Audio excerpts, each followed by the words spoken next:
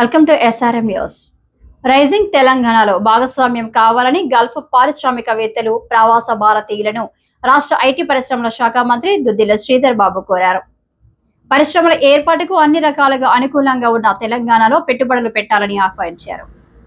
South Indian International weekend Dubai 2025లో భాగంగా యుఏఈలో నిర్వహించిన సౌత్ ఇండియన్ బిజినెస్ అచీవర్స్ అవార్డుల ప్రధానోత్సవానికి ఆయన అతిథిగా హాజరయ్యారు.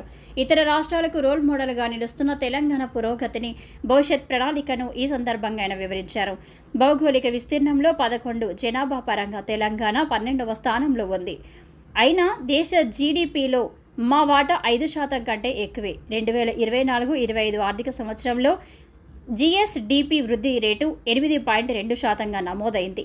ఇది జాతీయ సగటు కంటే ఎక్కువ. గత 18 నెలల్లో Telangana life sciences, EV, aerospace, logistics, AI, పునరుత్పాదక ఇంధనం తదితర రంగాల్లో 3.28 లక్షల కోట్ల పెట్టుబడులను ఆకర్షించింది అని చెప్పారు. ఏలీ, లిల్లీ లాంటి అనేక ప్రపంచ దిగ్గజ సంస్థలు తెలంగాణను తమ గమ్యస్థానంగా మార్చుకున్నాయి. ఇప్పటికే యుఏఈ పెట్టుబడిదారులు 2,000 కోట్లకు పైగా పెట్టుబడులు పెట్టారు. ఇది తెలంగాణ, దుబాయ్ మధ్య రోజురోజుకి బలపడుతున్న వాణిజ్య సంబంధాలకు చిహ్నంగా భావిస్తున్నామని చెప్పారు.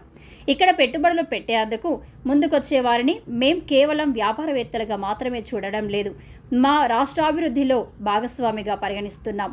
AI, emerging technologies, cyber security, fintech, digital economy, smart mobility, clean energy, life sciences, logistics, warehousing, trade, infrastructure, food processing, EV, aerospace, defence, manufacturing తదితర రంగాల్లో అవకాశాలు పుష్కలంగా ఉన్నాయి.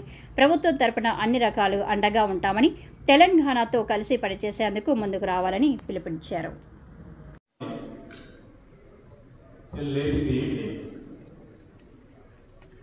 Everybody would have faced the same thing, very hot weather, very,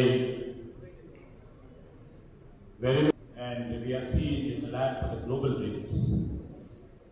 I, basically hailing from the state of Telangana, always visualize, obviously,